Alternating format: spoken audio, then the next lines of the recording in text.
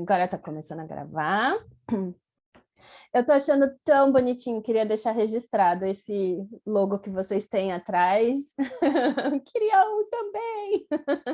Brincadeira, tão fofinho. Muito obrigada pelo carinho que vocês têm com a gente, que está aqui, né, trabalhando, trazendo esses conhecimentos para vocês. E dizer que...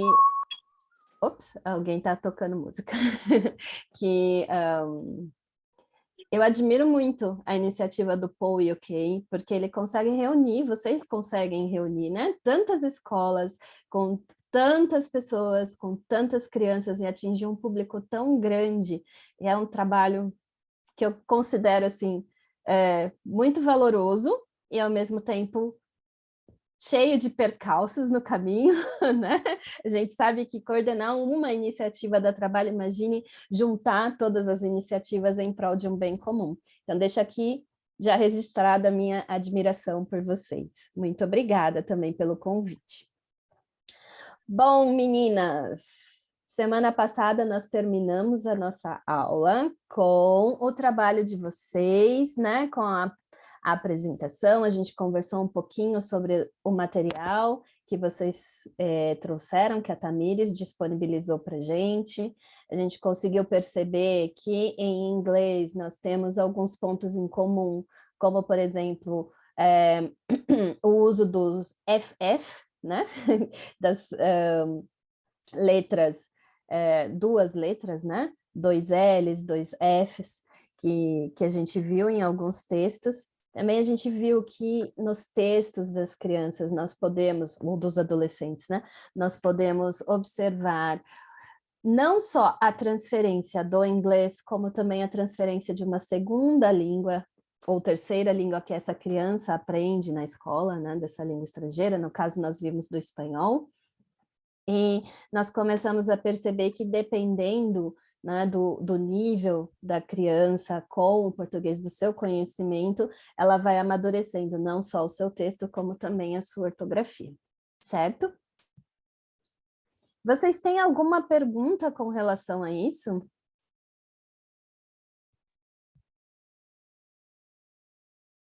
Não? Se vocês tiverem perguntas, podem escrever no chat, senão não pode perguntar agora. Só não pode ficar com a pergunta para si, que às vezes é uma pergunta que a colega também tem, tá com vergonha de fazer, né? Bom, a gente também chegou ao final com um pedido, e eu queria muito agradecer as duas pessoas que colocaram, disponibilizaram o material delas aqui na aula 3.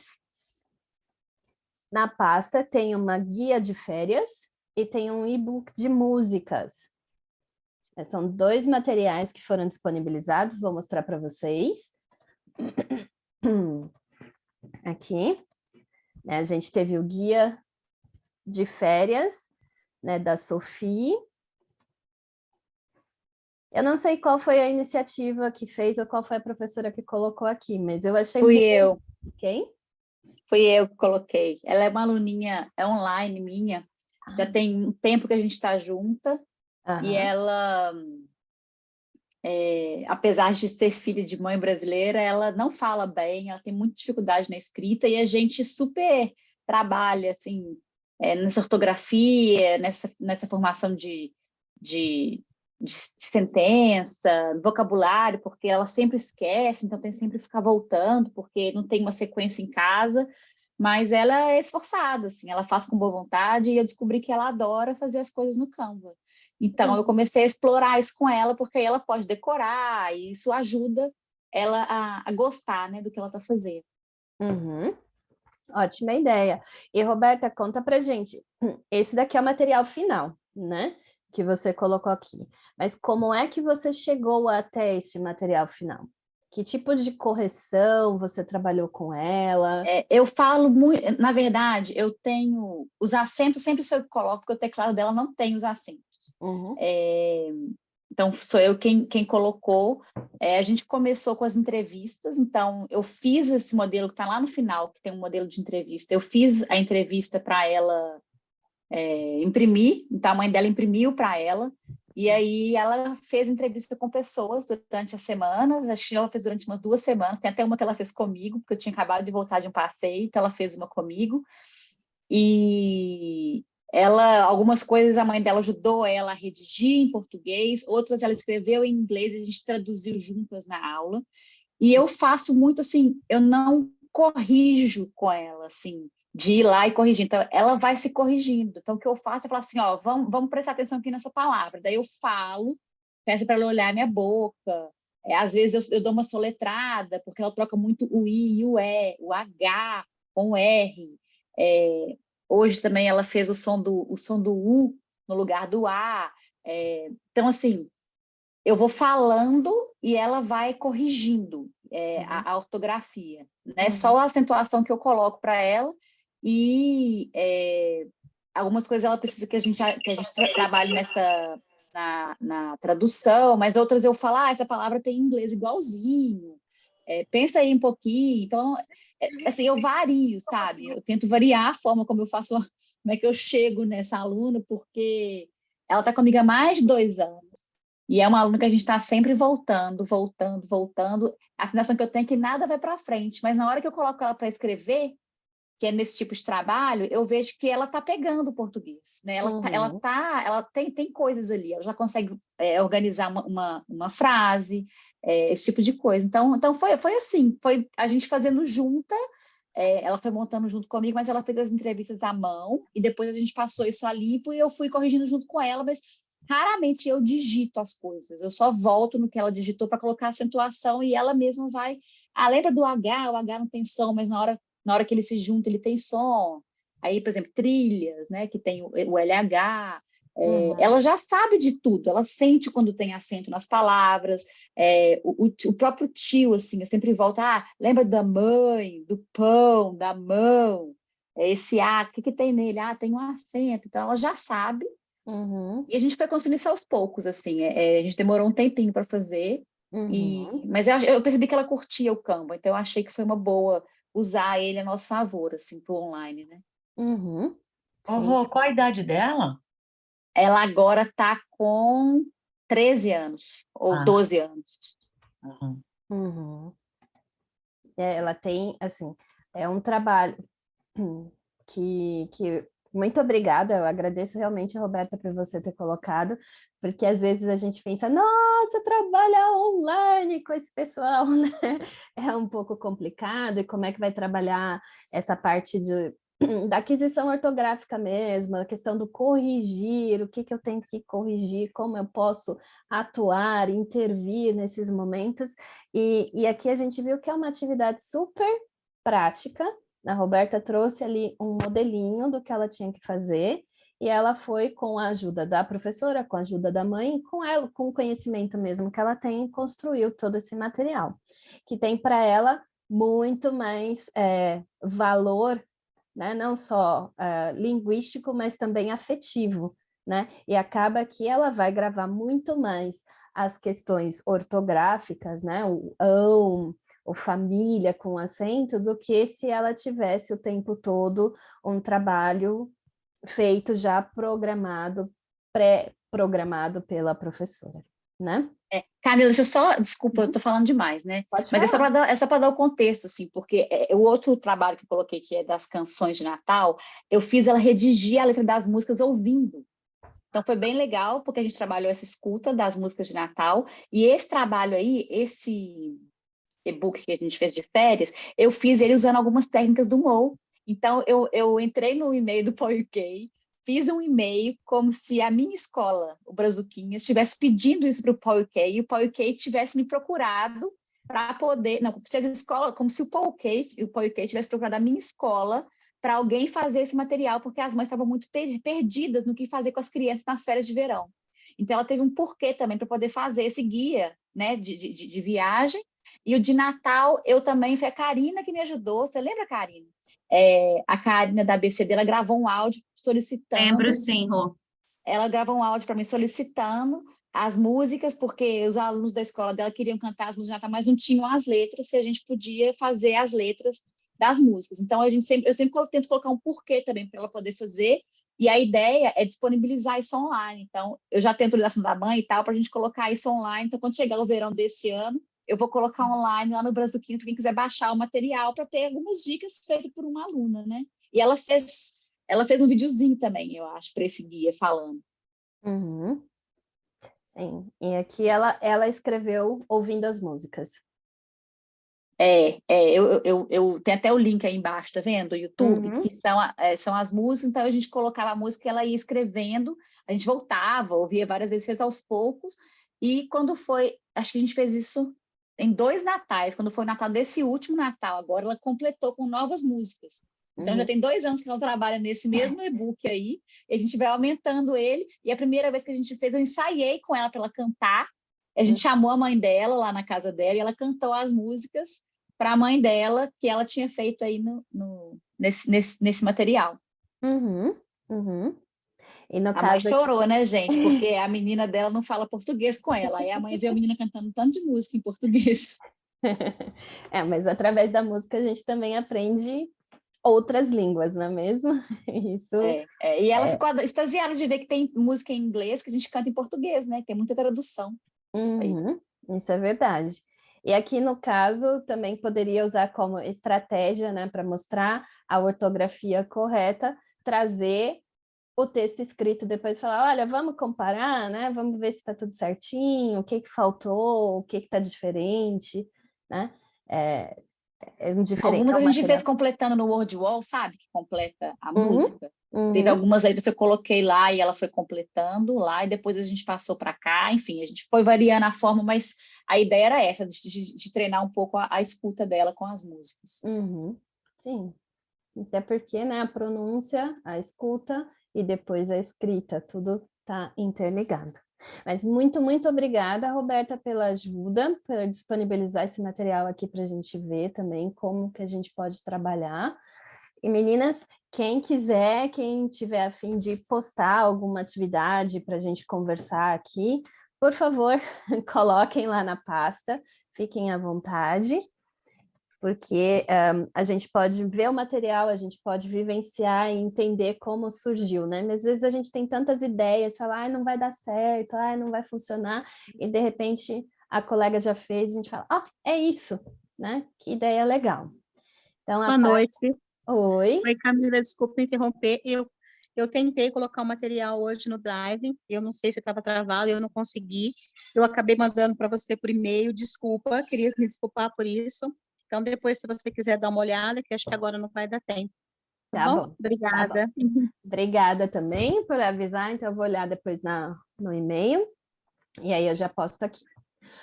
Ok, então vamos para a nossa aula de número 4. Vamos continuar nessas questões. Aqui sobre alfabetização, aquisição ortográfica, né? Que a gente está lidando aqui. Então, chocolate ou chocolate, a gente já sabe que a gente vai sair desse chocolate e vai chegar no chocolate em algum momento. E aí, na semana passada, a gente comentou como é que a gente pode trazer essa escrita para dentro da sala de aula, como nós podemos trabalhar com ela de modo que ela seja interessante para os nossos alunos, desculpa, e de modo que nós possamos também trabalhar essa aquisição ortográfica com ele sem ser algo pedante, não é? Então, eu trouxe, né, 5 perguntas do Chada, 2018 ou 16, depende da edição do livro. Esse material, acho que eu coloquei o link para vocês, tem nesse PDF, já tem também. É um material que foi preparado pelo pessoal da Suíça, que trabalha com língua de herança. Então, ele é um material atual, claro, é trabalhado de acordo com a situação das línguas de herança na Suíça, né? Mas isso não quer dizer que ele não tenha ideias para nós de outros países. E o que eu acho mais interessante desse material é que ele traz para a gente muitos questionamentos que fazem parte do nosso dia a dia enquanto professores. Ele não fala assim, nossa, esse material aqui vocês vão usar e é o melhor material. Não, Ele faz a gente refletir sobre esse material e sobre o que nós queremos. E eu trouxe aqui de novo as perguntas que ele mesmo faz para nós respondermos aqui. Então, a escrita. Por que que a gente traz a escrita na língua de herança? A gente sabe que a maioria das crianças, dos falantes de língua de herança, eles partem da oralidade, né? Eles falam, né? Falam e ouvem muito bem, mas a questão da competência escrita e da competência de leitura é algo que muitas vezes fica deixado de lado. Então, como é que a gente pode fazer o nosso aluno, o nosso falante de herança, experimentar a escrita como atividade social? O que vocês acham?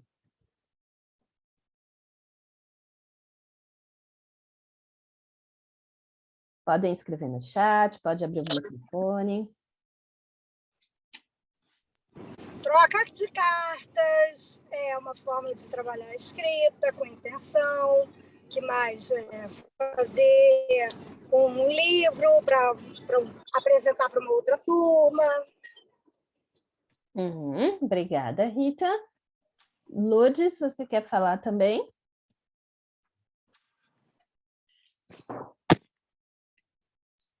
Olá, eu consegui entrar agora, é que na verdade eu estou no trabalho, então eu fico mais escutando. Aham. Desculpa. Não tem problema, só porque abri o microfone eu achei que você quisesse falar também. Não, eu vou fechar ele agora antes que alguém chegue aqui também. Obrigada. Nada. Ok. Camila, posso comentar uma coisa? Eu acho que assim, o mais importante é eles entenderem a necessidade que eles têm de escrever, porque uma vez que eles sentem essa necessidade, eles vão atrás. De conversar, tudo bem, ele vai falar com a mãe, está ali ouvindo. E não escrever, porque muitos falam, eu não preciso de escrever, não sei escrever em inglês, eu posso só conversar. Então, esse despertar da vontade de aprender a escrever alguma coisa, ou mesmo do interesse pela leitura, que eu acho que a gente precisa de trabalhar bem em cima disso com eles. Como trabalhar isso, né? Que é aí que a gente fica essa interrogação. Como eu trabalho da melhor forma para que meu aluno sinta o interesse em começar a ler, em começar a escrever? Isso é verdade. Lília, muito obrigada pela sua contribuição. Realmente é uma grande pergunta, né? O que a gente faz para trazer o interesse do nosso aluno para a escrita, né? E muitas das vezes a gente tem que pensar não no nosso currículo, não no nosso programa, mas nos interesses do nosso aluno. O que ele gosta, o que ele faz, né? A Roberta acabou de contar, a aluna dela gostava do Canva, então o que eu vou preparar para essa minha aluna, né? Vou começar a fazer uma atividade que assuste o meu aluno, que ele tem que escrever, sei lá, 200 palavras em português logo de cara? Não vou, né? Então, são reflexões que nós temos que fazer ao longo do nosso trabalho enquanto professoras de português como língua de herança, para entender como essa escrita pode se tornar uma atividade social. Então, as meninas estão escrevendo aí quais são os interesses que nós, professoras, poderíamos achar que os nossos alunos têm. Escrever para a família, fazer uma lista, não precisa ser só a lista de supermercado, mas tem gente que gosta de fazer lista da rotina, né? Tipo, fazer a lista da semana, o que eu tenho que fazer, compartilhar experiências com colegas, né? As cartas, a escrita espontânea, escreva sobre o que você quiser, também faz parte disso, né? Faz parte desse processo, né? Então, a gente entra aqui nessa questão da atividade social. A escrita é uma atividade social, e ela abre caminhos para todos nós, né? E para todo sempre, para toda a nossa vida. Eu queria compartilhar com vocês uns casos. Eu tenho alunos na universidade, para quem não sabe, eu também dou aula de português como língua estrangeira na universidade, e aqui na Universidade de Munique nós temos, em sua grande maioria, alunos que são falantes de herança, que vêm para o meu curso. E a maioria chega assim falando, não, eu sei falar, mas escrever eu não sei nada, né? Eu não consigo escrever. E eles colocam isso como uma frustração de não terem em nenhum momento tido a oportunidade ou alguém que falasse para eles, olha, vamos escrever uma carta, vamos, não sei, mandar uma mensagem, vamos escrever um bilhete em português, alguma coisa que, em que o português também estivesse presente, né? E o nosso papel, ao contrário, eu vejo muito isso trabalhando com as crianças também, é que o meu papel é que eles percebam a importância dessa escrita em português agora, enquanto crianças e adolescentes, para não chegarem lá na universidade e ficarem nessa frustração, né, de ter a dificuldade com a escrita também em português. Bom, isso já nos traz novamente para a segunda pergunta, que é relacionar o mundo de vida e de fantasia dos alunos. Então, como é que eu vou relacionar isso na aula? Como é que eu vou trazer isso para a escrita? A gente pode fazer perguntas e respostas, né? Quiz de perguntas e respostas sobre si mesmo, falar de si, falar do seu brinquedo preferido, né? Do seu jogo, como é que foi o jogo de futebol no final de semana. A gente pode trazer tudo isso para a nossa aula, ou simplesmente falar dos jogos de videogame. Ou talvez o nosso aluno é um aluno descolado e quer escrever um blog, ou falar do vlog que ele faz, né?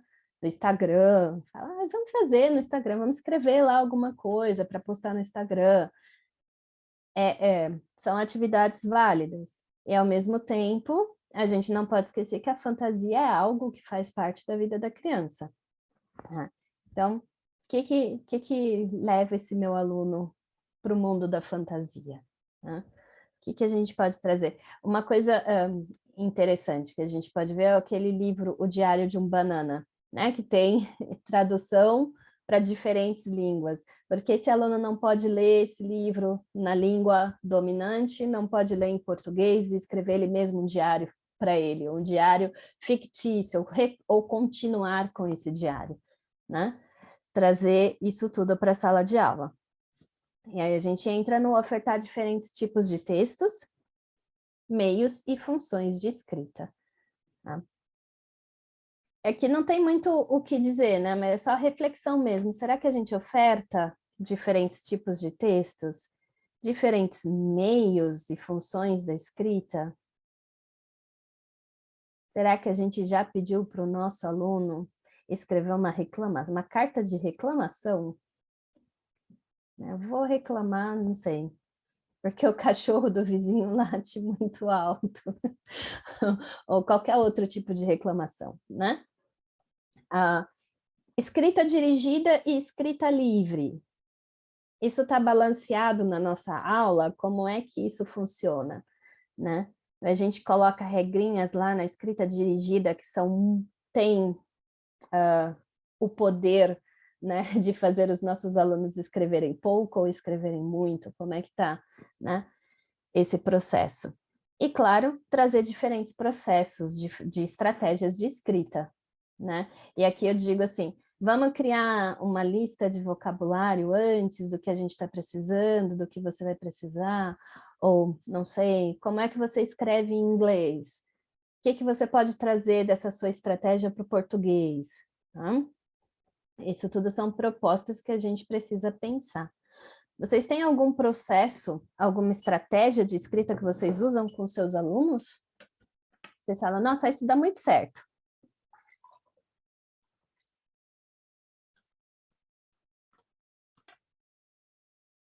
Tem? Gente, eu não queria falar, mas esse povo não fala, né? Eu tenho. Eu faço um jogo chamado Formiguinha, que eu aprendi aqui na Suíça, com a Martine, e que o jogo consiste em uma dupla, um lê e o outro escreve. Mas esse texto que vai ser lido e escrito fica do lado oposto de quem está escrevendo. Então, as crianças... É um jogo mesmo. Eles têm que correr até o texto, ler uma parte, voltar e ajudar o colega a escrever o texto corretamente. É legal, ganha a dupla que acabar o texto primeiro. E funciona, entre outras, né, atividades. É só para quebrar o gelo aí, que senão ninguém fala. Obrigada, Rita. A Roberta escreveu aqui, cartão nas datas especiais. Não é um jeito legal. Para quem você quer escrever? Vamos escrever hoje, é uma data especial. Não é uma estratégia. né? Uma coisa legal é fazer os colegas, né? Fazer duplas e ter um escriba, principalmente com as crianças menores, tem aquele que escreve um pouco mais, não vou dizer melhor, mas que tem mais facilidade com a escrita, e o outro que tem menos, colocar esse que tem menos para falar para quem escreve, depois trocar, né? Usar sempre a estratégia de fazer esse rodízio entre os escritores, né? Para que eles percebam também esse processo, para que eles vejam, que eles possam se ajudar e trazer o processo da escrita para essas crianças que ainda escrevem pouco, que ainda estão em processo de alfabetização, porque até eles mesmos podem pensar ou podem melhorar o texto do colega, a escrita do colega, né? E aí, no caso, é aquela a estratégia meio que de encontre os desvios, né, as inadequações no texto e veja com seu colega como você pode melhorar. Né? Antes que nós, professoras, mostremos para esses alunos onde estão os probleminhas que nós precisamos ali melhorar no cartão ou na atividade que a Rita sugeriu. As letras de EVA também são uma boa para trabalhar, né? A gente, por exemplo, dá o vocabulário, faz uma leitura de uma história, de um livro, e aí a criança tem que escrever as palavras-chave com as letras de EVA. Então, isso também é bem legal, assim, né? A gente só que tem que ter uma quantidade muito grande, que tenha muitas vogais, e, né, principalmente em português, que tem palavras com muitas vogais. E aí, o outro grupo tem a chance. Eu fiz isso uma vez em aula, que a criança, eu acho que era... qual livro era? Bom, tinha a galinha, era dos Saltimbancos. E aí eles tinham que vir e escrever os nomes dos personagens. A galinha, o jumento, né, que é com J. Então, a gente tinha trabalhado já o NH, já tinha trabalhado o JAN, que é o J, e eles tinham que vir e escrever com as letras de EVA, e o segundo grupo vinha corrigir e ver se estava certo. Né? Então, ver se tinha alguma coisa errada. Então, eles escreveram galina, o segundo grupo veio e corrigiu para galinha, porque sempre tem um que já é mais avançado um pouquinho, e assim vai. Foi uma coisa bem legal também, que acho que manusear as letras e formar palavras é uma forma de escrita, né? Que não é escrever, mas é formar palavras, é uma forma legal também. Exato, é isso. A gente trabalha, obrigada, Ellen, a gente trabalha com a escrita de diferentes formas, e nós somos muito táteis, muito visuais, né? Eu não sei se eu falei a palavra em português ou em alemão agora, mas vocês entenderam, né? O tato. Desculpa, gente. Mas, assim, quando a gente manipula o alfabeto móvel, né? A gente está processando tudo que a gente está escrevendo, está usando os olhos, né? Está usando toda essa estimulação motora para brincar com a escrita. E o fato de vocês trazerem o outro grupo para falar, olha aqui, vê se tem alguma coisa que está inadequada, o que você pode melhorar, ou está tudo bem, tira um pouquinho o peso da correção. Né? Porque é o colega que está te ajudando, né? Que é o colega que está ajudando a criança, está falando, não, mas é assim mesmo, lembra, a professora falou e tal. E isso, esse tipo de experiência proporciona reconhecer melhor a imagem da escrita, né? Como ela deve ser realmente escrita ortograficamente, do que a gente passar por aquele outro processo de correção, né? Roberto, oi. Então, eu queria compartilhar uma experiência que eu tive, que eu tive que dar a reposição na aula da Tatá, que foi quando a gente pegou e fez os livrinhos que foram usados semana passada. E quando eu cheguei na sala, as crianças não queriam escrever. A hora que eu falei, vamos estar confeccionando um livrozinho, todo mundo pegou assim, ai, não quero fazer isso. E a Thaís tinha dado uma ideia super legal da roleta, né? Então, o fato de eu pegar e trazer a roleta para as crianças, elas rodarem, pegarem o conto, animou demais elas, né? Porque pegou e fez aquilo que estava sendo falado virar algo visual. E porque eles não queriam escrever, eu peguei e pensei assim, então, por que não vamos atuar? Então, eu separei as crianças em duplas e elas tinham que pegar o conto que elas, né, tiravam na roleta, elas tinham que preparar um roteiro, e elas tinham 3 minutos para apresentar isso para o resto da classe. E quem estava assistindo tinha que fazer o roteiro, tinha que escrever alguma coisa do começo, alguma coisa do meio e alguma coisa do fim da apresentação de cada colega.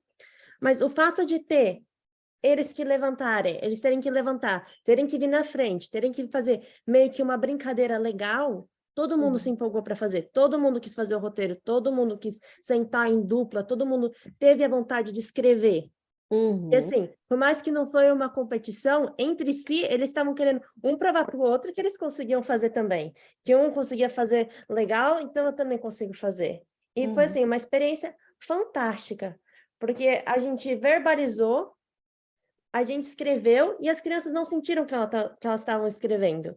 Elas pegaram e se divertiram fazendo aquilo. E elas sentiram também a necessidade que elas tinham que escrever.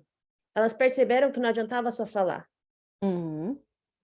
Olha que ideia legal. Muito obrigada pela sua contribuição, Alicia. E, gente, o que ela colocou é isso, né? Às vezes a criança fala, que chato, para não falar outra coisa, né? Que chato ter que escrever hoje, sábado, escrever a semana inteira, vou escrever aqui de novo. A gente tem que buscar uma certa estratégia, né? E, assim, a gente gosta um pouquinho de competição, a gente faz um joguinho ali e usa a estratégia do Moi, né, Roberta? Para eles atuarem ali, ó, vamos, né? E eles vão, eles escrevem. Eu acho que o mais importante que a gente leva, assim, nesse curso é que, claro, a gente precisa trazer as nossas crianças, aproximar as nossas crianças da aquisição ortográfica, né? A gente não pode fechar os olhos e falar, não vou corrigir o ão, vou deixar ao, não vou fazer nenhum tipo de intervenção ali, porque não é esse o nosso objetivo. Mas a gente tem que ter um passo à frente e pensar, ok, isso faz sentido agora ou faz sentido que o meu aluno escreva? Qual é o meu objetivo, né? E onde eu vou assustar o meu aluno e onde eu vou colocar o meu aluno para frente, né? Em que momentos? A gente tem que estar sempre pensando nisso, né? Tudo bem? Então, vamos pensar aqui um pouquinho, vamos ler um pouquinho aqui o que o Shadar trouxe para a gente. Claro, eu puxei o texto inteiro, mas a gente vai focar só em algumas coisas. Primeiro, aqui, ele colocou aqui tudo que a gente já faz muitas vezes, mas nós não temos consciência de que nós fazemos.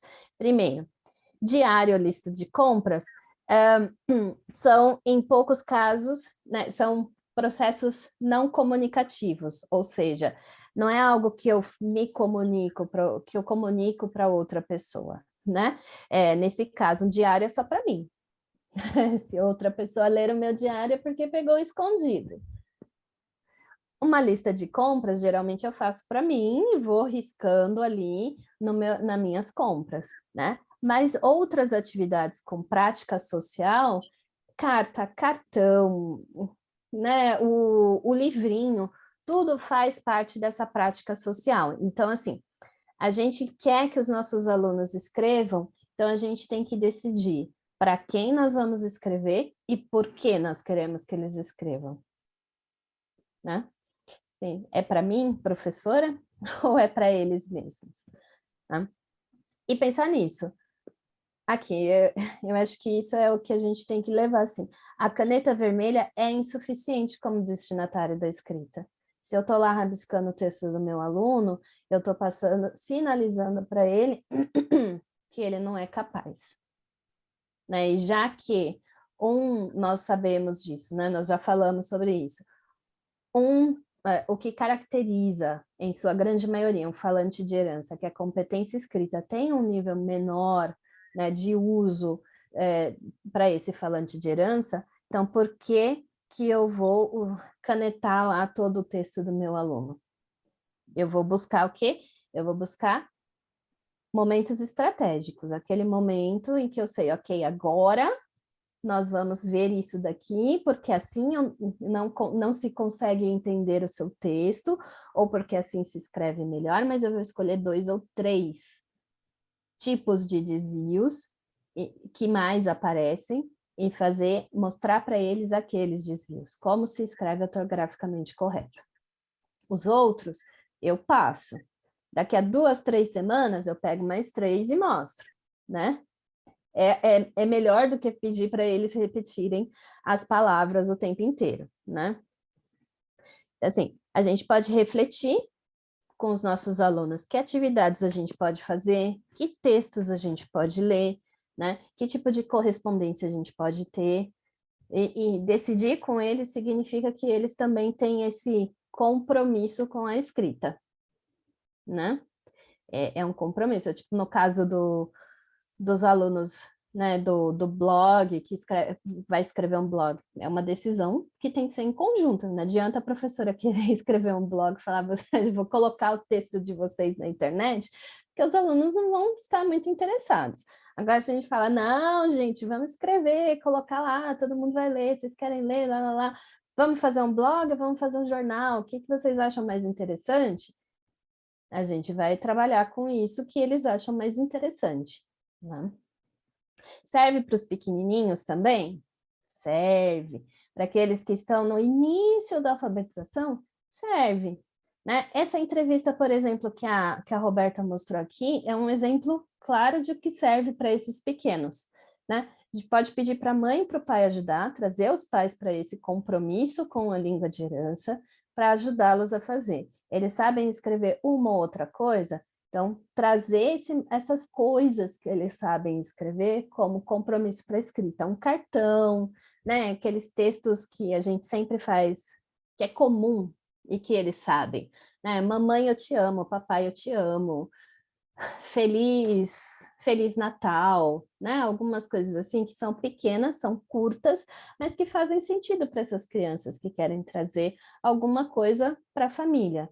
Ou simplesmente eles estão super interessados agora que chegou a primavera, nos caramujos, nas lesmas, borboletas e seus casulos, e a gente pode usar isso como motivo para eles escreverem, né? Fazer os cartõezinhos lá do caramujo, tem o caramujo, sei lá, a lesma com casa, a lesma sem casa, né, trazer isso para eles também, para que esses pequenininhos também possam fazer uso da escrita, né? Relacionar o mundo, como? Bom, com temas que tenham relação estreita com a vida dessas crianças e com seus desejos, e tarefas devem ser formuladas de forma agradável e motivante, né? Então, a gente tem que pensar em que mundo que essas crianças vivem, né? E como elas vivenciam esse mundo. Depois, a gente oferece diferentes tipos de textos, né? Então, em primeiro lugar, antigamente a gente escrevia sobre as próprias experiências ou recontava algo. Isso é válido? Continua sendo válido? Sim. Mas, atualmente, os nossos alunos são preparados para mais tipos de textos. Relatórios, formulários, né, requerimentos, poemas, histórias ilustradas, né? E novos meios audiovisuais. O computador e o smartphone, né? A gente não pode abrir mão disso, porque tem todas as suas possibilidades. Né? Processamento de texto, e-mail, blogs, chats.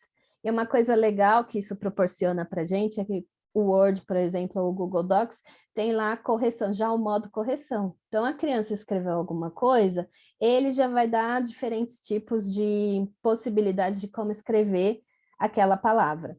Né? E aí a criança pode verificar ali e falar, posso estar escrevendo alguma coisa inadequada neste momento em português. Né? Isso já nos ajuda bastante. E aí a gente vem com a escrita dirigida e a escrita livre, né? Escruta não, escrita, gente, desculpa. A prioridade é a aquisição ou o aprofundamento das competências linguísticas parciais. Né? Então, vocabulário, inícios de frases, diferentes estruturas sintáticas e construção do texto. Então, assim, a nossa prioridade é dar alguns apoios para esses nossos alunos. E a gente vai dar, por exemplo, no conto que as meninas fizeram, né? O Era Uma Vez, e viveram felizes para sempre. Essa estruturinha a gente pode trazer para eles. Falar, é assim, né? E aí a gente escuta essa palavrinha aqui, o scaffolding, que é o andaime, que é o apoio para as nossas aulas. Então, o que eu vou trazer de apoio para esse meu aluno? Né? Desde o pequenininho até o maior. O que eu vou mostrar para ele que vai ser meu apoio? Né? Qual vai ser a prioridade ali? Então, exemplos, né? A gente falou disso aqui a semana passada, né? Essa imagem para as crianças escreverem o que elas viam, a gente tinha tudo ali, né? Que a gente pode... a imagem já é o nosso andaime, já é o nosso apoio para essa atividade. Outro tipo de apoio é pegar uma palavra e ampliar esse vocabulário. É quase fazer um mapa mental de que eu posso relacionar com a palavra andar, né? Então, algumas palavras, provavelmente eu vou trazer, eu, professora, para o meu aluno, mas as outras, os meus alunos vão me ajudar a trazer, né? Tudo bem aqui? Sim? Eu vou deixar a tarefa um pouquinho para depois, só para a gente continuar. Então, o apoio, ele é uma peça fundamental, e a gente faz, mas a gente acha que não faz, ou não é que acha que não faz, mas a gente muitas vezes não pensa que está fazendo, né? Ó, jogo rápido, 1 minutinho para vocês pensarem. A tarefa que vocês prepararam essa semana ou a semana passada, tinha um apoio? E qual era esse apoio? Karina está fazendo assim. Qual foi o apoio, Karina? Tinha? Eu fiz exatamente isso aí, Camila. Eu estou trabalhando com os meus alunos da escola internacional onde eu trabalho. É lógico que eles têm um vocabulário e um nível de proficiência maior do que os meus alunos na escolinha de português como língua de herança, mas, basicamente, para o projeto de final de ano, a gente tem que trabalhar... O nome do programa é Home Language Program. E o nome mudou há pouco tempo, então tinha que ser alguma coisa que o projeto de final de ano tem que ser alguma coisa relacionada com home. O que você acha que é home para você? E aí, que é lar, né? Aí a gente pensa... Aí eu tive que fazer exatamente isso. Nós escrevemos lar numa folha A3 e começamos a puxar umas setinhas, fazendo exatamente esse andaime aí. O que é lar? O que a gente pode perguntar nesse projeto? O que a gente der...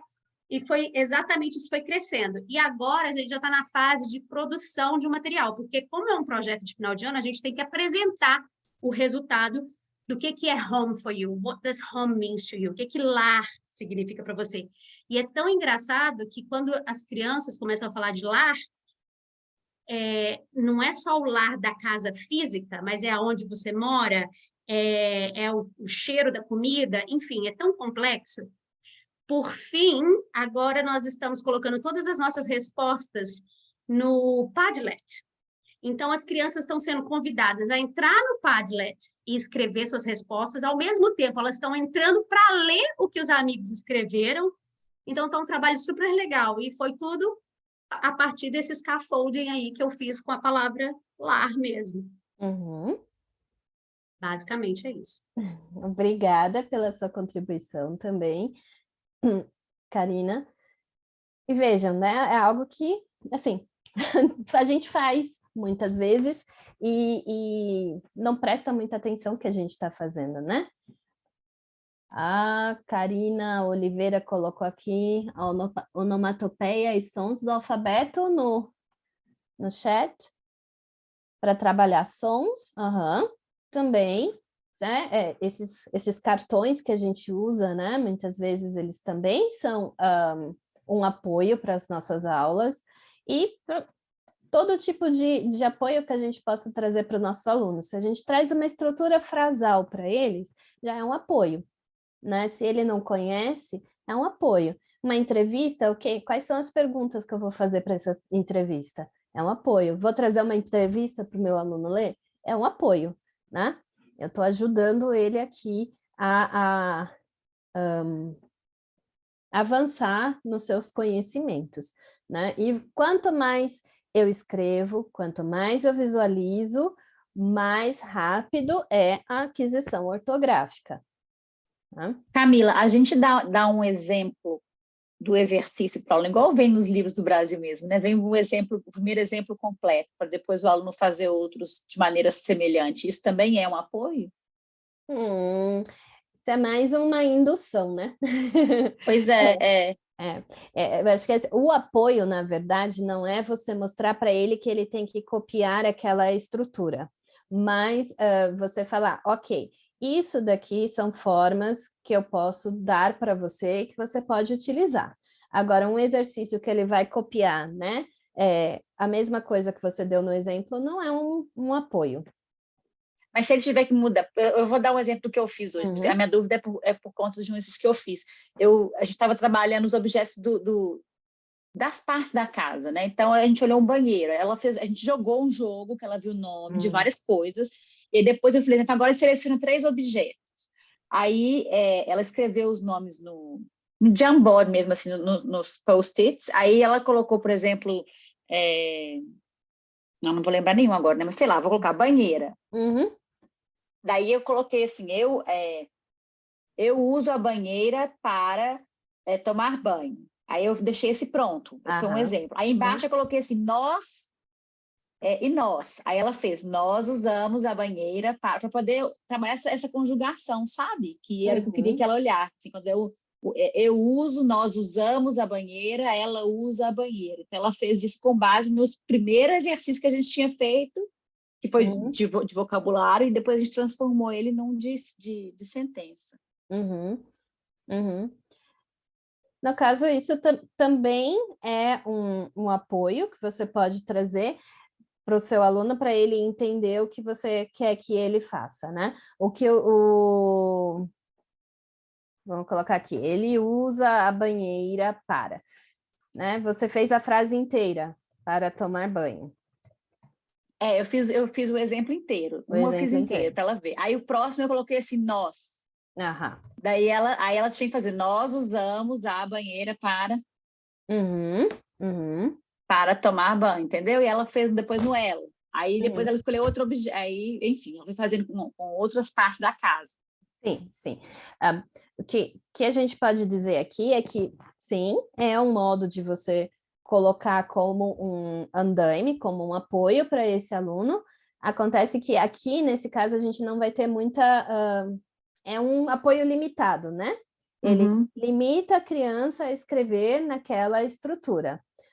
O que a gente pode fazer aqui é só colocar ele usa, né? Nesse caso aqui, ele usa, deixa eu pegar outra coisa. E aí você tira isso daqui, ou você deixa o artigo e tira isso daqui, para a criança mesmo completar. Porque aí essa estrutura aqui e essa estrutura aqui é o apoio. Foi exatamente isso que eu fiz. Exatamente isso. Ela escolheu o objeto, e aí ela trocou o objeto, e depois ela mudou a conjugação, né? De acordo com a pessoa ali. Isso. Então, assim, aí acaba sendo, sim, um apoio, né? Dar a frase inteira, assim, para a criança depois ir copiando, talvez não... Copiar a mesma coisa, né? Se ela não tiver que pensar um pouquinho além. É limitado, eu entendo, porque tem uma resposta certa e eu dei o padrão ali para ela poder seguir, né? Mas eu entendo que você fala que o ideal, então, é que o apoio dê para ele uma maior gama de possibilidades, né? Isso. Tá, que ela obrigada. tenha mais possibilidades, de nada.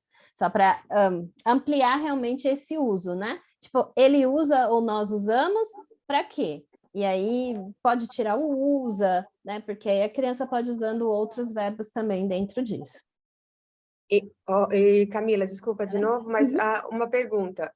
Você estava falando anteriormente sobre qual seria o apoio que teve naquela tarefa que nós fizemos, né? Qual seria? A imagem? Porque só tinha a imagem da casa e a criança tinha... É nessa tarefa que você está falando ou nessa tarefa aqui. Nessa daqui, porque eu achei que você estava falando da tarefa que a gente fez. Qual que seria o apoio? Ah, tá. Ah, tá, né? Não é que a gente fez, então essa é que nós vamos fazer, né? Uhum, uhum. Tá, Nós obrigada. vamos trabalhar, tá? Obrigada. De nada. Ok. Ok. Então, eu sei que o apoio, às vezes, para a gente pensar é complicado, porque às vezes a gente fala, ok, eu estou apoiando, mas aí vem aquela questão, estou apoiando demais? Estou apoiando de menos? Onde que eu vou encontrar esse bendito desse equilíbrio, né? Mas a gente vai encontrando isso aos poucos. Tem criança que precisa de um apoio muito grande, né? Uma atividade dessa que a Roberta colocou aqui, uma criança precisa disso, né? Muitas vezes. E tem criança que não precisa desse apoio todo, né? Você pode só dar lá o vocabulário e falar, né? O que que a gente usa, como é que a gente faz, o que que é necessário na casa, e a criança já escreve, né? Então, depende muito do nível que a criança está. E aí, a didática da escrita de texto, escrita dirigida ou escrita livre? Bom, a escrita livre são aquelas em que os alunos são estimulados por um tema ou projeto de escrita, né? Tipo a que as meninas contaram, da Alicia, né? De escrever e de ser estimulado para escrever alguma coisa, da fantasia, da discussão de textos informativos, né? Mas não tem um modelo muito definido. Eu posso escrever o que eu quiser. Mas nós temos também aqui na escrita dirigida, de certo modo, uma formulação clara de exigências e de critérios para esse texto. Não posso simplesmente falar, escreve o que você quiser, do jeito que você quiser, como você quiser. E aí vai ter aluno, esses dias, eu tenho uma professora, e ela, um caso, vou contar para vocês, e ela falou para as crianças dela, para os alunos, gente, vocês podem fazer o que vocês quiserem agora, que é um trabalho livre, dirigido, e o tema é artes. Foi só esse o tema que a pessoa deu, né, que a professora deu. E o que que ela recebeu de volta? Um papel em branco. E o aluno falou, mas essa é a minha arte. E como é que eu vou argumentar que esse papel em branco não é exatamente o que eu estava esperando? É arte, é uma arte, né? Então, a gente precisa ter critérios, né? E especialmente na escrita, por quê? Porque se a atividade é completamente livre, ela é difícil para muitos alunos, né? A gente tem que pensar que tem alunos que não têm nível para isso, então a gente precisa mostrar para eles o que a gente quer exatamente. E é importante que esses alunos sejam encorajados a escrever fora da sala de aula, né? Em casa, com os pais e tal. Vamos escrever um bilhetinho, né? Vamos escrever, sei lá, uma cartinha de amor, alguma coisa, ou estou indo no parque, qualquer coisa, mas que eles estimulem isso também em casa. E isso é o que a gente pode mandar para os pais e falar, pais, por favor, façam isso com seus filhos em casa, né? Isso aí, nomear com post-it, usar durante a semana, né? Para que a escrita também faça parte da casa. Isso é uma coisa que eu pergunto para os meus pais muitas vezes, especialmente quando estão em fase de alfabetização. A sua casa é uma casa alfabetizadora ou é uma casa sem nada, sem estimulantes, né? Ela estimula a escrita ou não? Se as cartas ficam guardadas dentro do escritório e as crianças não têm nenhum contato com cartas, como é que ela vai saber que é uma carta? A lista de compras, se ela fica no celular e a criança não tem contato, como é que ela vai saber o que é uma lista de compras, né? Então, a gente tem que estimular isso com os nossos pais também. E fazer esse tipo de pergunta para eles refletirem também qual é o papel deles na escrita, né? Ops, momento. Aqui. Então, a gente chegou aqui na escrita dirigida, na escrita livre, e aí a gente vai aqui só para essa questão da orientação para processo e transmissão explícita de estratégias. Então, como é que a gente vai orientar essa nossa criança assim com as estratégias? A gente se concentra no processo. Primeiro, esse processo é cíclico, então a gente sempre vai fazer isso com os nossos alunos. Às vezes, 10 vezes na mesma aula, né? Tem momentos que precisa. Ativar conhecimentos e ideias, planejar a estrutura, e construção do texto. Então, vai conversar com ele, tá bom, é uma receita, qual que é a estrutura da receita? Escrever. Tem tempo para escrever, tem tempo para rever o texto, tem tempo para apresentar. Lê o texto, fala, tá bom, você consegue mais, ou aqui você pode melhorar, ali você pode melhorar. Então, ativar esse conhecimento de novo, com outras ideias. Né? De repente, a criança quer escrever uma receita de panqueca, ela sabe só escrever, não sei, ela consegue escrever um pouco, mas a gente sabe que aqui na hora de rever o texto, quando nós revimos o texto com essa criança que ela apresentou para a gente percebe que essa criança não tem o vocabulário suficiente para aquilo que ele está escrevendo, para a receita de panqueca. Então, a gente ativa esse conhecimento com esse aluno e traz de novo todo esse ciclo para a sala de aula, né? Tudo bem? Tem uma mensagenzinha. A tarefa mais difícil é fazer com que os pais façam parte a tarefa deles, é verdade. Muitas vezes é difícil, né? E a gente precisa que eles nos apoiem. Bom, pessoal, infelizmente já passou 1 hora de aula, então vamos fazer uma pausinha de 5 minutos e aí a gente volta.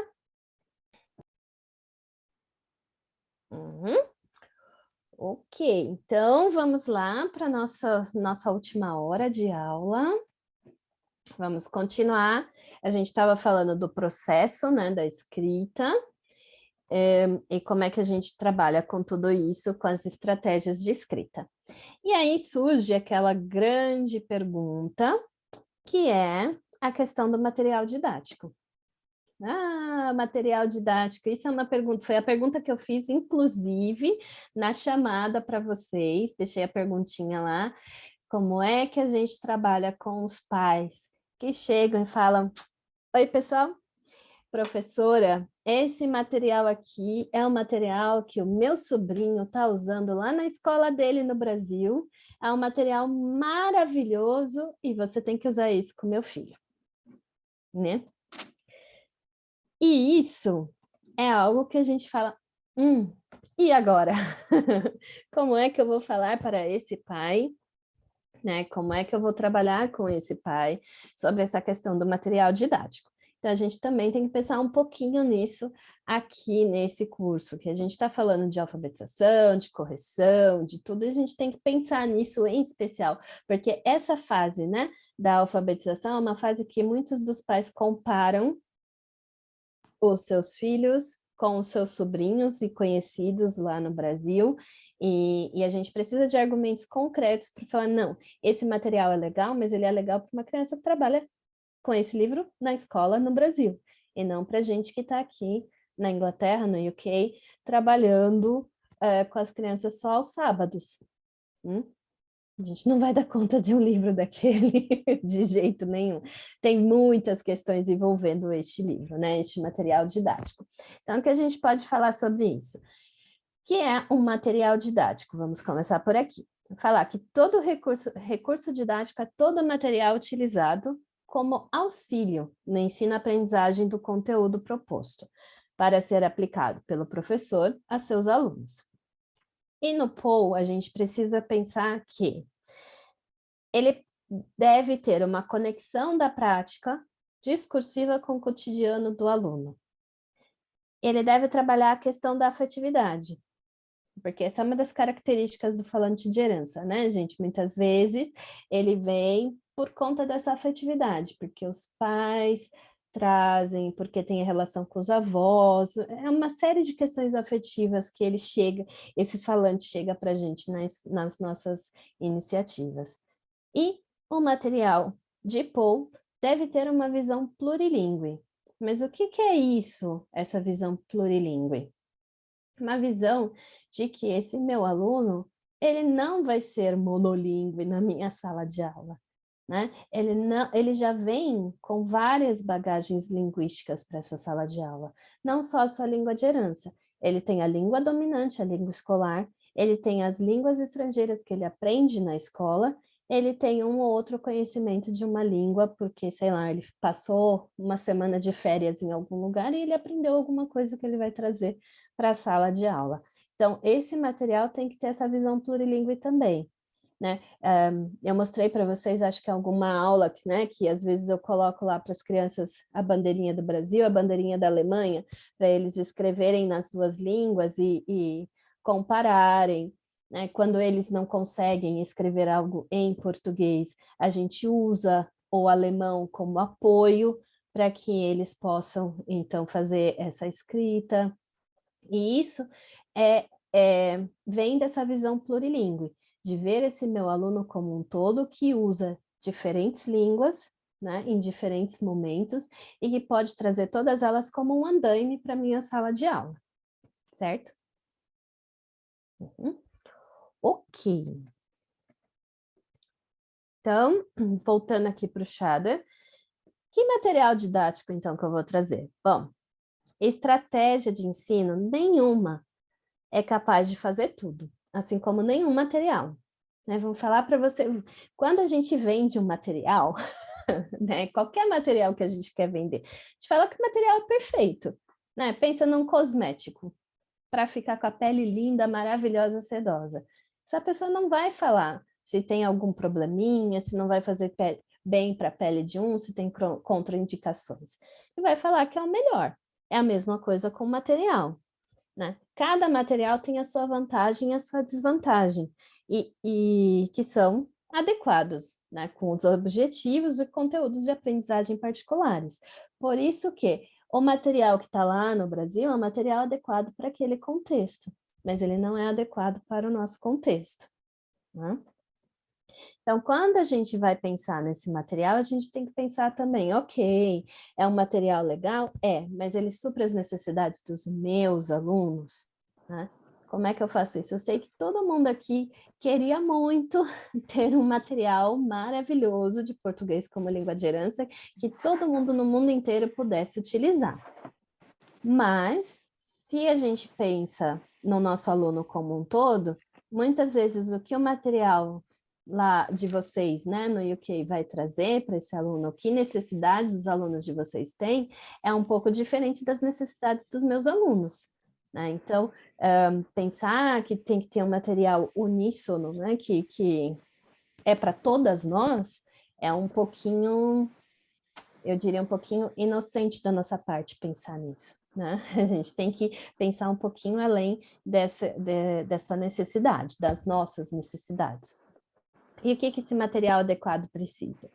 Ele precisa de adaptabilidade, em especial porque os nossos alunos, muitas vezes, as nossas salas de aula, né? São heterogêneas. Então, como é que eu vou adaptar esse material para todos os meus alunos?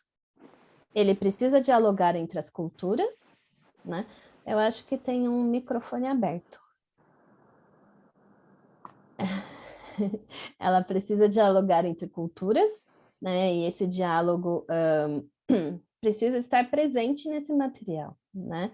Não só na questão de comparação, mas contar, como é que é na Alemanha, como é que é no UK, como é que é no Brasil, como é que é em Portugal, que, né, muitas vezes os nossos alunos não vão para o Brasil por questões várias, especialmente por questões financeiras, mas conseguem fazer férias em Portugal. Então, assim, a gente tem que pensar nessas necessidades. E um professor observador. E nós todas somos professoras observadoras, porque a gente passa o tempo inteiro pensando o que a gente vai fazer com aquele nosso aluninho, né, que não está no mesmo nível, como é que eu vou trazer esse aluno para cá, vou aumentar o vocabulário daquele, então a gente está sempre observando. E isso sim vai trazer um material adequado para a gente, certo?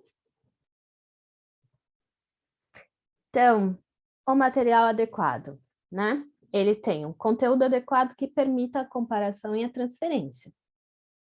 Por isso, façam uso do que vocês podem transferir do inglês, que vocês possam comparar.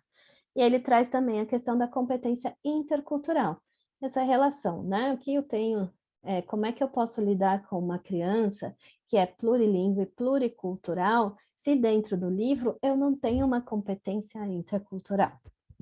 Eu vou falar só do Brasil, se eu vou falar só dos brasileiros, são diversas questões, né, gente?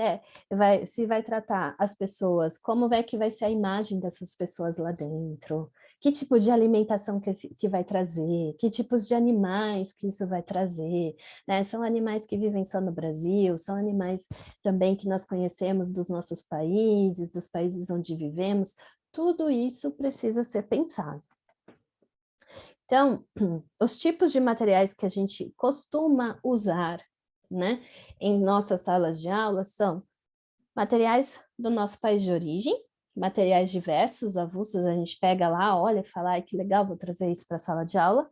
Materiais de ensino na internet, livros didáticos para ensino de POU, livros paradidáticos e outros materiais fontes de texto, materiais didáticos do país de acolhimento e materiais produzidos pelo aluno, que a gente também pode trazer, né?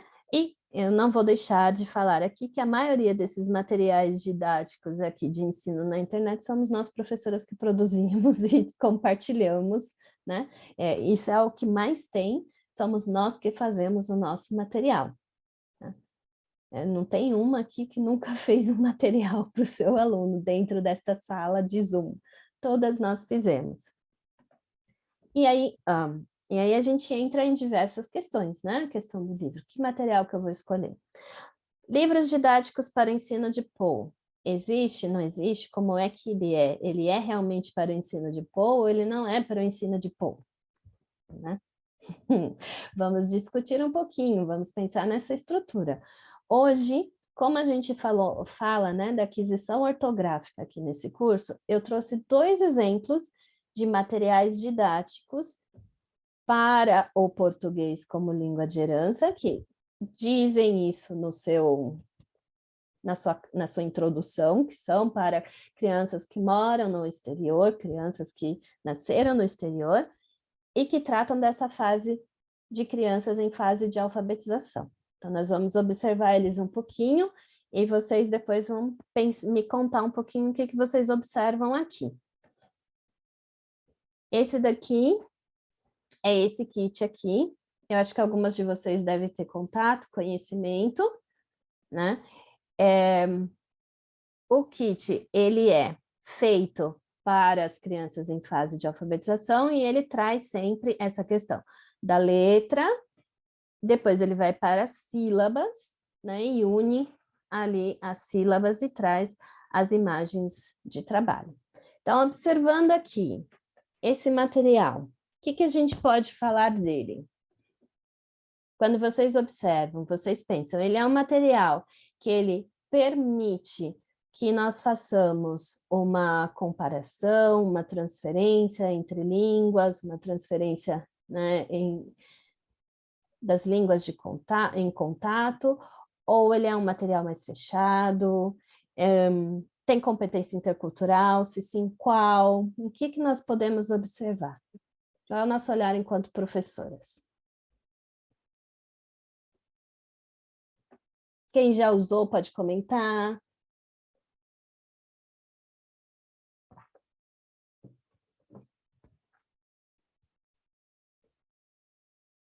Eu também vou fazer que nem a Rita, não queria falar, mas, mas ninguém fala, né?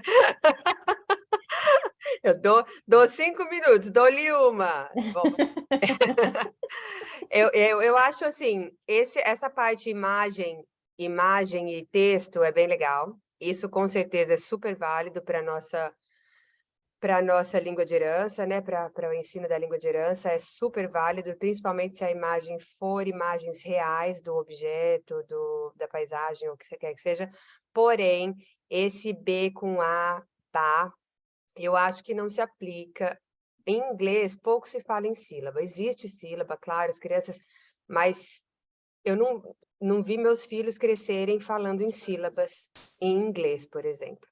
Então, passar o contexto de sílaba já seria um pouco além para eles. Além disso, são sílabas diferentes. Mas, ao mesmo tempo, eu acho válido eles entenderem a composição, que o B com A faz bar, mas não falando em sílabas, por exemplo, não falando, estamos separando sílabas. A gente não faz isso muito na escola, tipo, ba, bebi, bobu, mas a gente traz palavras com os inícios, mas não fala, olha, essa é a sílaba tá, te, ti, to, tu. Mas eu fiz um jogo em sala que eu usei esse estratégia de Totu e ele tinha que colocar a palavra completa embaixo da que começava com tá, da que começava com t, da que começava com ti. Era um jogo em grupo e eles ficaram enlouquecidos e amaram isso, mas já na palavra completa. Eles tinham que falar qual palavra começava com este som, que não era com esta sílaba, que começa com o mesmo som.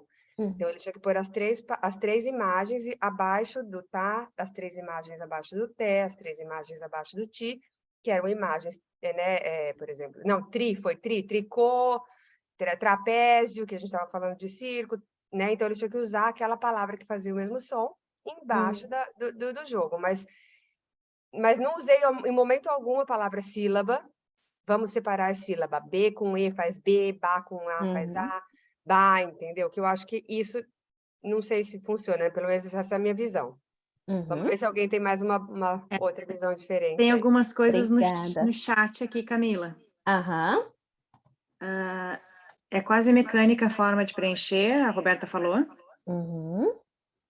Muito bom material visual com imagens, a Karina Oliveira escreveu. A Camila da Sabiá disse, me parece um material bem tradicional, mas para se aplicar, mas dá sim para aplicar no Paul, muitas coisas a partir disso.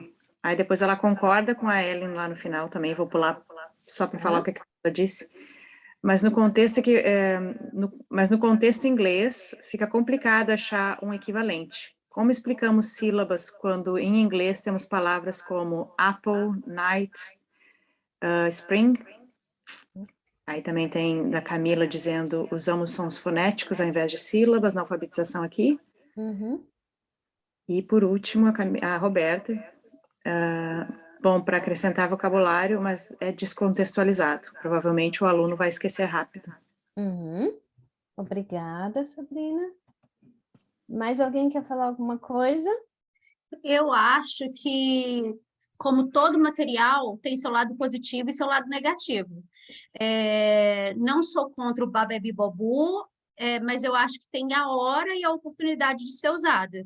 Então, tipo, como professora, você vai ver aonde que você consegue trabalhar cada coisa, né? Você não vai vir do nada e falar, hoje nós vamos aprender Babebi Bobu. Mas quando você apresenta para a criança uma palavra que é banana, você pode falar dos sons, que é ba, a, na, né? E pode falar também de sílabas, porque sílaba é uma coisa do português. Então, você pode falar que é ba, na, como a gente fala e como a gente pronuncia, às vezes, no português. A maioria das pessoas em português não pronunciam as palavras falando foneticamente. Ninguém para na sua frente e fala ba, a, na, a. Ela vai falar banana. Então, elas naturalmente já quebram a palavra. Então, acho que é muito do professor mesmo fazer essas inferências e trabalhar o material da melhor forma que ele acha, né? Que cabe para aquele aluno e para aquele momento. Sim, muito obrigada. Hoje em dia, muitas escolas no Brasil estão utilizando o método fônico, isso é verdade. Muitas escolas estão fazendo uso do método fônico.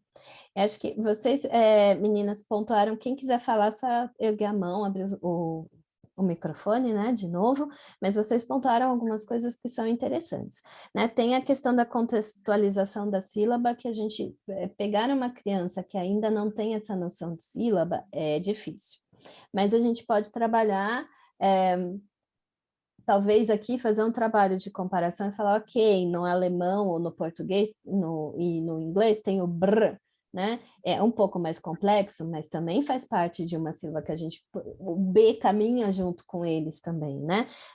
Como o ba de banana, banana e banane, né? Só muda uma letra, que letra que muda? É o A, é o E, né? É um material que, claro, depende muito do uso que a gente faz, mas ele tem realmente, ele tem esses pontos positivos que vocês colocaram, que é a questão da imagem, né?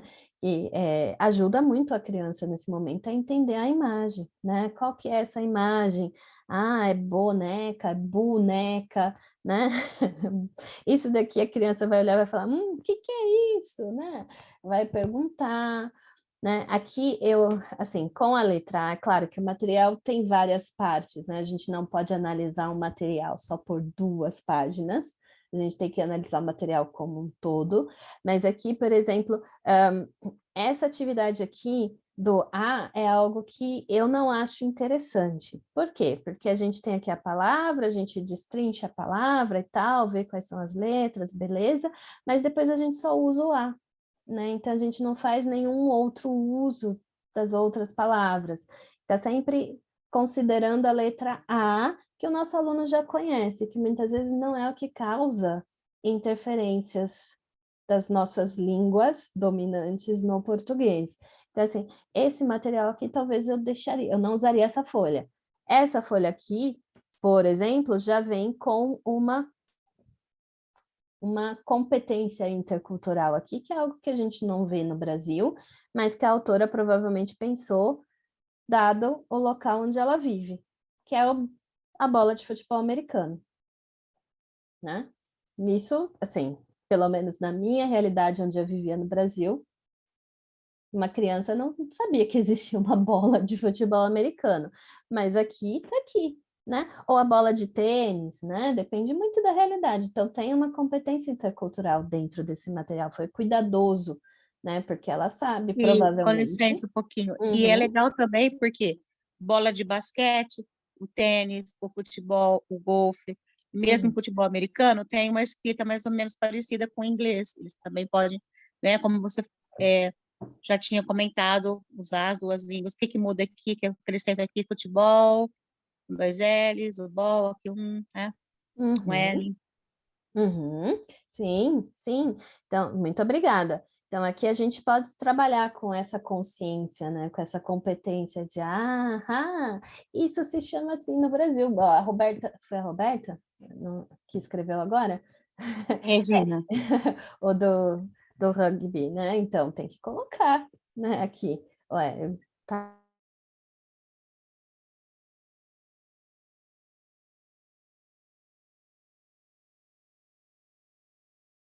E sabe como escreve, né?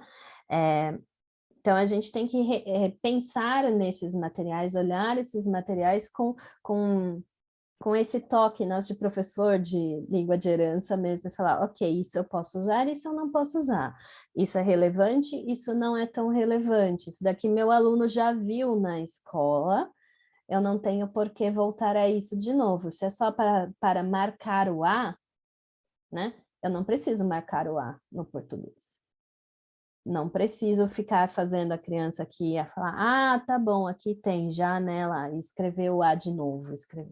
Não preciso. Eu posso contextualizar essa atividade, né? Tirar essas imagens aqui, fazer alguma coisa diferente com essa atividade que seja um pouco mais contextualizada para a realidade dos nossos alunos de herança. Ok? Próximo material também para faixa etária, tem um material que é uma coleção. Então, ele tem diferentes fases para as crianças a partir de 4 anos até 6 anos, se eu não me engano. E aqui a gente tem a unidade 8, né? Um pouquinho da unidade 8, e a gente pode dar uma olhadinha aqui no que a autora está fazendo. A gente pode ver que autoras diferentes, praticamente o mesmo método, né?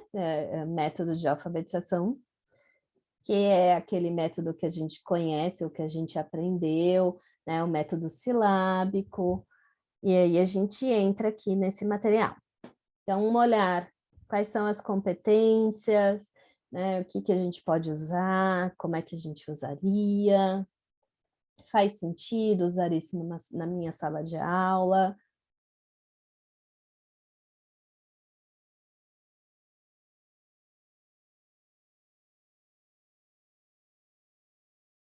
Eu gosto dos textos dessa coleção, alguns textos por eles marcarem as palavras e terem muitas palavras repetidas com as sílabas, que é o que eu disse, a sílaba em si sozinha talvez não signifique nada, mas ela no contexto, no texto, na palavra, na repetição, na poesia, na sua própria fala, quando você lê o texto, né? Tem uma até, acho que é do mamemimamo, que é do macaco, do mico, maneco, macaco, né? Então, essa pronúncia de falar várias vezes a mesma palavra com as mesmas sílabas ajuda no som, né? No som que a criança ouve na hora que você lê um texto como esse. Mesma coisa com esse, tem o lixo, tem o xerife, tem a bexiga roxa. Então, você está fazendo esse som várias vezes ao mesmo tempo, repetindo muito o mesmo som. Acho que isso é uma das coisas que mais eu aproveitaria em sala de um material como esse. Uhum. Eu acho interessante também que traz muxoxo, né, que são uma expressão também, essa questão da bexiga, por exemplo, né, em São Paulo fala bexiga, em Minas Gerais fala balão, então você traz essas diferenças da língua que eu acho legal de trabalhar, de discutir. Você tem alunos, né, que têm pais de diferentes partes do Brasil, então eu acho interessante, e também eu gosto que tem essa repetição, como a Ellen falou, você vê escrito, daí você vê imagem, você escreve, você reconhece no texto, você fala alto, então você tem várias oportunidades que vão te ajudar nessa fixação, né? Porque para o aluno lembrar, ele tem que usar de várias maneiras e lembrar em diferentes contextos. Uhum. Algo mais? Não? Esse material aqui, eu só gostaria de pontuar aqui, eu não, assim, nestas folhas, né, não vou dizer que é o material inteiro, porque eu não posso trazer aqui exemplos, né, mas nessas folhas eu não encontro uma competência intercultural, né, a gente não consegue fazer esse tipo de competência, ver essa competência aqui. Mas, como vocês falaram, o ponto positivo é a questão de que se repete esse X, esse som, né? E a criança está vivenciando essa escrita, visualizando.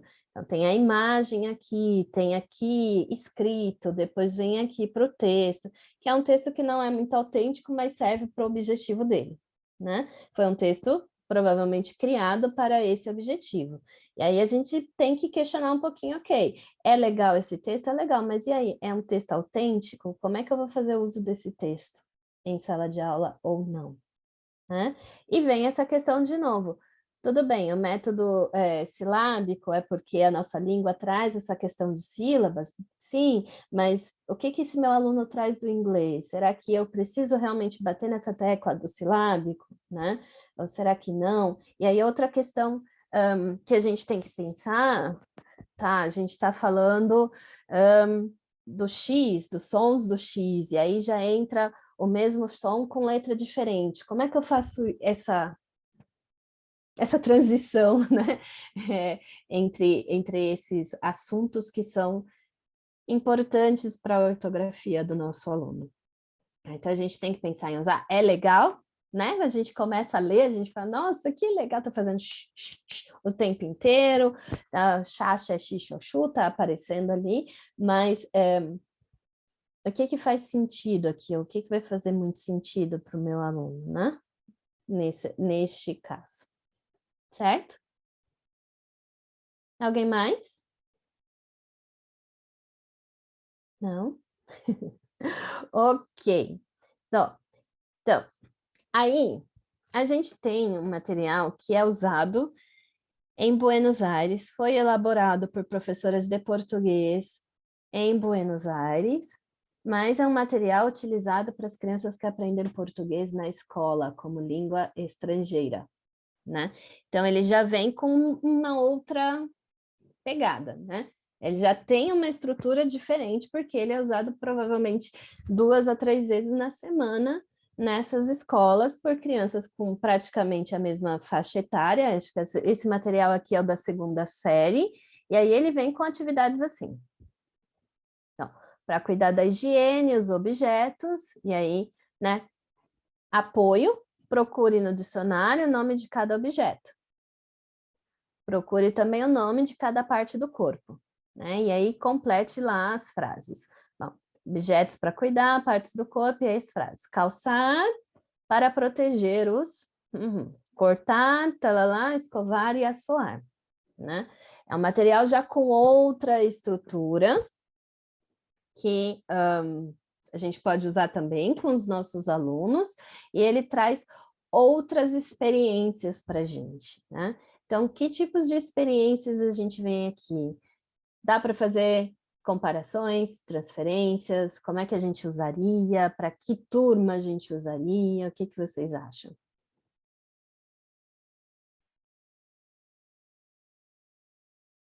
Podem escrever no chat, pode abrir o seu microfone.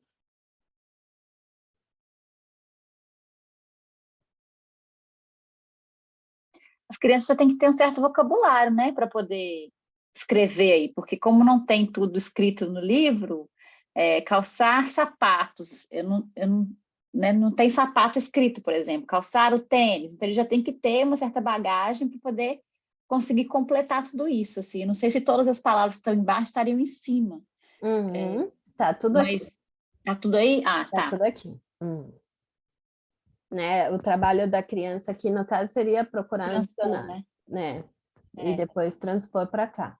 É uma outra forma, né? Eu acho que é uma forma de você aprender e fixar um pouquinho, né? Se você consegue, você vê a imagem, daí você vai ver como é que escreve, então você vai ter que associar os sons, você vai ter que criar essa escrita para essas palavras, né? A criança está criando essa escrita. E aí ela vai... E provavelmente você vai ter que usar, por exemplo, nessa atividade aí, você teria que usar um dicionário bilíngue, né? Pelo menos 2 línguas, porque se a criança não sabe o que é sapato, não adianta dar para ela um dicionário em português. Tem que dar dicionário que seja português e inglês, ou português e alemão, que aí a criança consegue fazer... eu não sei o que é sapato em inglês, em português, mas eu sei o que é sapato em inglês. Então, ela vai lá, vai pesquisar o que é sapato em português, e aí ela vai fazer a assimilação da coisa. Então, mas acho que também que é para um nível mais avançado, né? Mas será que a gente não poderia, por exemplo, usar os alunos mesmo como dicionário? Ou até a Juliana perguntou aqui, não pode perguntar para um adulto, se for o caso? Pode, lógico que pode. Porque, assim, não sei, mas eu acho, dependendo da criança, ou dependendo do grupo, a gente tem crianças que sabem que isso daqui é sapato, né? Sapatos. E vai acabar falando, né? Para os pequenininhos, a gente provavelmente vai ter que ajudar na escrita, né? Mas para os maiores, eles já vão escrevendo. A gente vai acabar caindo naquele esquema de dar uma olhada no texto do aluno, né? Que foi o que a gente fez na última aula, né? De encontrar quais que são os... Eu falei erro, né? Olha, o desvio, quais são os desvios que esses alunos vão ter na hora de redigir. E aí a gente vai poder ajudá-los nesses desvios. Então, a gente vai meio que voltar para aquilo que a gente já aprendeu quando a gente faz com o texto corrido, só que agora com vocabulário menor, né? De palavras. E isso traz essa atividade aqui, né, que a gente só está falando dessa ainda por enquanto, ela traz para a gente, assim, inúmeras possibilidades, não só de nós vermos como realmente o nosso aluno está, porque ela não é uma atividade fechada, ela é mais aberta, né, em relação à escrita, ela não induz o nosso aluno a usar uma letra só, ou a escrever do jeito que ele já viu. Então, aqui eu posso verificar exatamente qual é o conhecimento do meu aluno, como também eu posso proporcionar o trabalho das crianças em grupo, né? Eu posso falar, quem sabe? E aí quem sabe vai lá e escreve, ou quem sabe vai lá e fala o que que é. Tem a discussão, né, em inglês, é isso em inglês, mas isso aqui, o que que é, né? Eu posso ver, isso daqui, o que que é isso? É uma tesoura, é um cortador de unha, como é que fala isso, né? Uma lixa, não sei. Então, a gente tem que... vai criar uma certa discussão aqui, vai trazer um pouco mais contextualizado, né, para a sala de aula, esse material. Por quê? Porque ele está falando de um tema que é interessante, que também nos dá a possibilidade da comparação, né? Como é o hábito de higiene no Brasil, como é o hábito de higiene na Alemanha, né? Ou aí no Reino Unido, como é que é?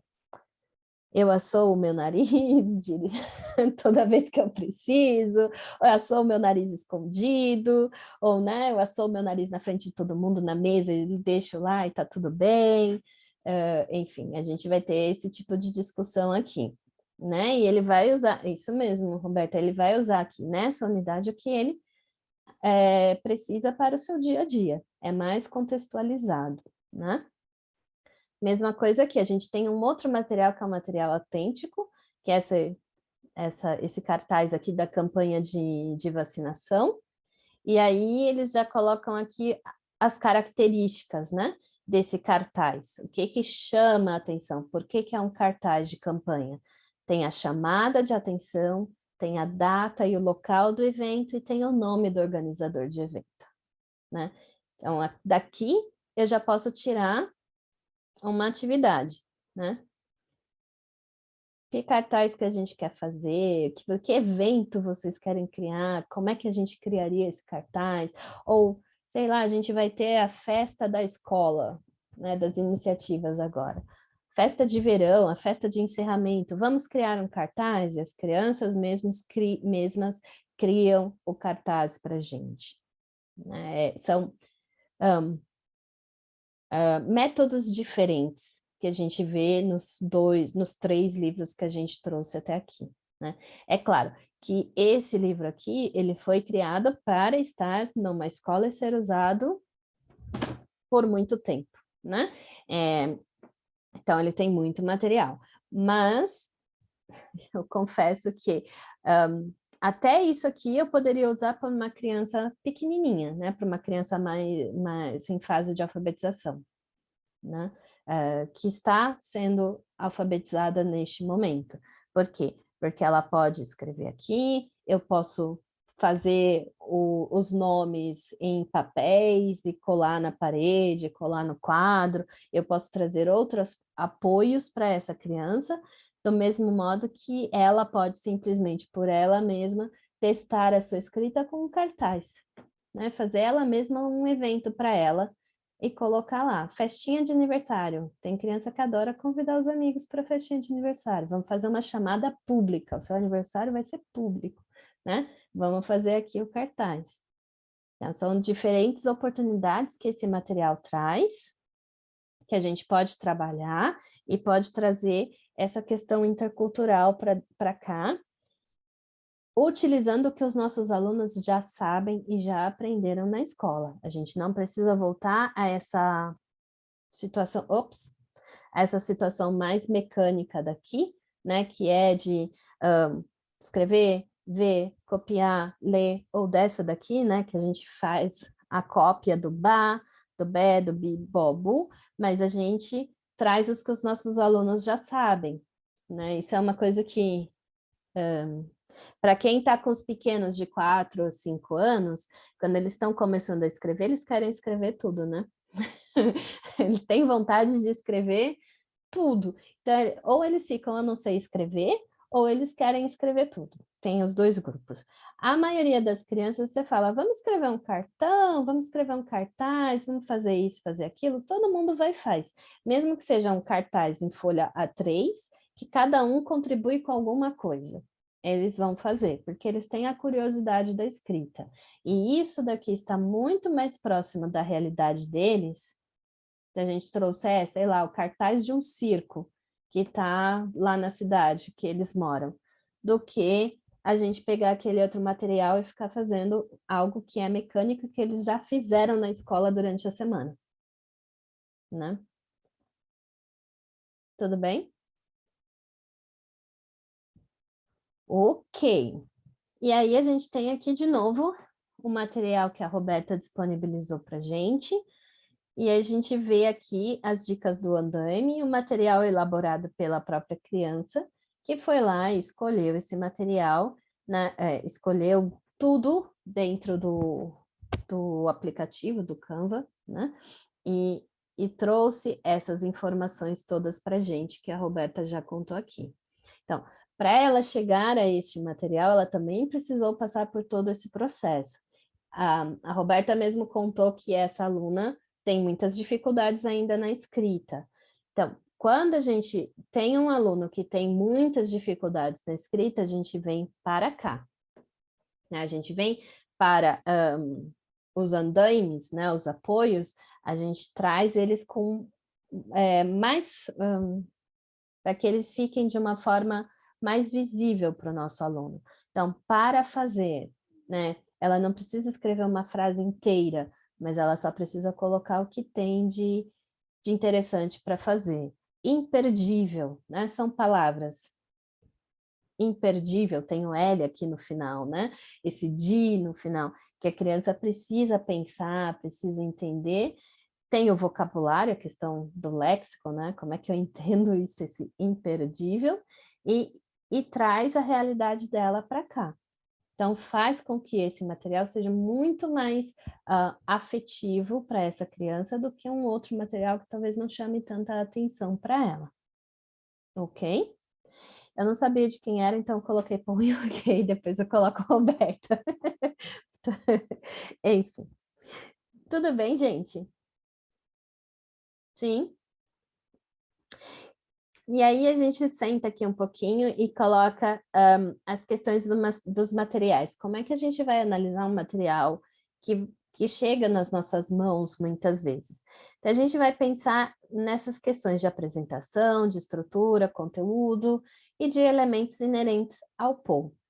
Primeira coisa da apresentação, assim, é público-alvo, tem guia do professor, é um material consumível, é em cores, né? É em unidades de capítulos ou capítulos, dá para utilizar o material separadamente, ou eu tenho que seguir à risca toda essa ordem? Qual é o objetivo desse material na estrutura?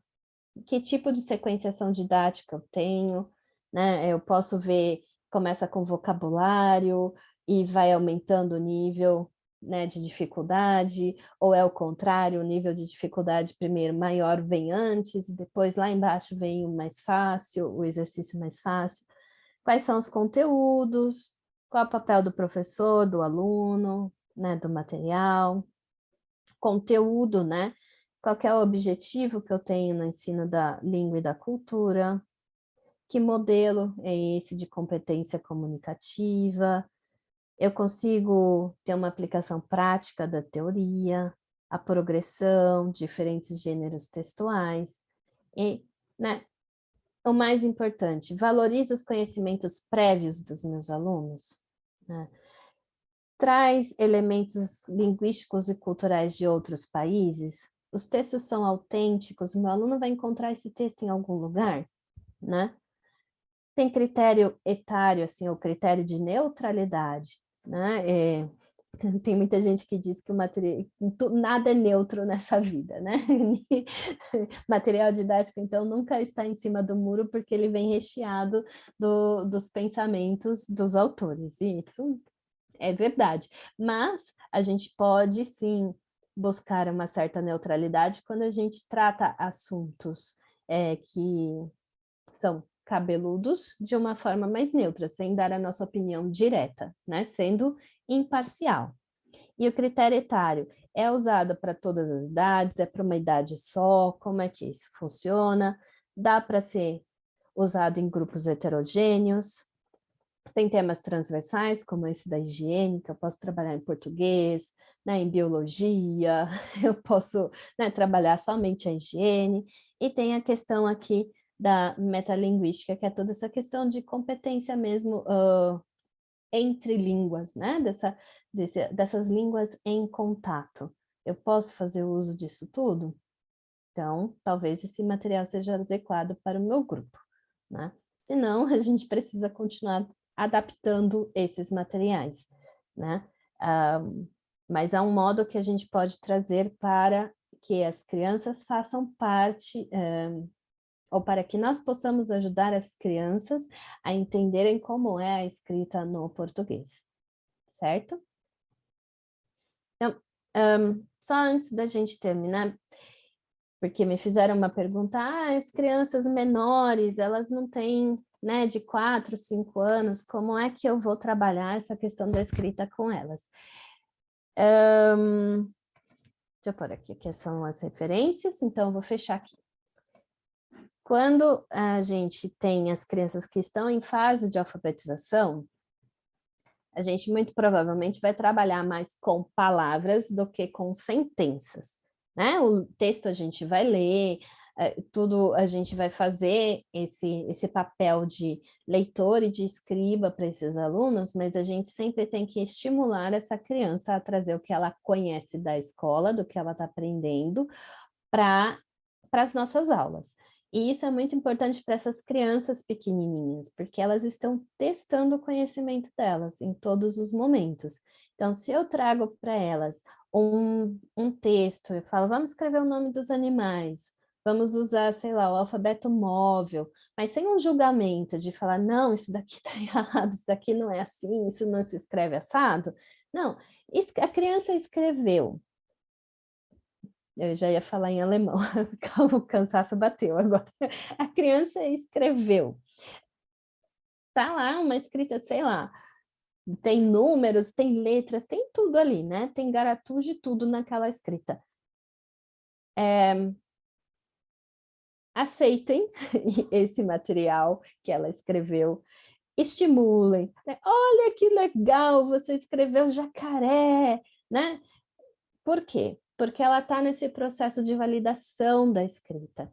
Então, assim, para a gente, aquilo pode ser um desvio, mas para ela é aquilo que ela sabe e que ela trouxe, né? Então, a gente tira dela um pouco esse peso de que a escrita tem que estar sempre adequada. Esse é o primeiro passo que a gente faz com os pequenininhos. E aí, aos poucos, a gente vai introduzindo a escrita. Não é que a gente vai deixar ela escrever jacaré sempre, né? Com letras, números e afins. Não, a gente vai pegar e vai mostrar o jacaré para ela. Vai fazer um desenho, vai escrever, sei lá, vai trazer a música do jacaré, né? E vai colocando as palavras que ela está aprendendo ali naquele entorno, mas tem que fazer o quê? Tem que fazer... Gente, minha energia caiu, assim, que vem tudo em alemão, mas não vem em português, desculpa. É os 5 minutos do final. Tem que fazer sentido para essa criança, né? Então, eu tenho que aceitar o que ela está me trazendo e, ao mesmo tempo, trazer coisas novas para ela. Ficar esperando que ela faça o que ela faz na escola, né, de fazer cópia, trazer para ela copiar o A, isso é muito cansativo, ela não precisa mais disso, a gente já falou sobre isso. Então, o que a gente pode trazer para essas crianças pequenas que ajudem essas crianças a entender que são duas línguas diferentes, duas escritas diferentes, duas formas de pensar a ortografia diferente, né? Então, eu vou deixar vocês hoje com essa tarefinha de reflexão. O que a gente pode fazer para os pequenos em fase de alfabetização? Aí, para vocês, é 4 a 5 anos, né? 4, 5, 6 anos. Então, pensem nessa fase de 4 até 6 anos, que tipo de materiais e de atividades de escrita a gente pode fazer e como nós podemos intervir na questão da ortografia adequada. É o momento? Qual é o momento? Né? Que tipo de intervenção eu posso fazer nessa faixa etária? Tudo bem? Ok. Então, gente, eu agradeço muito. Muito obrigada. Nós nos vemos na próxima terça-feira. Camila, tudo bem se a gente faz uma foto antes?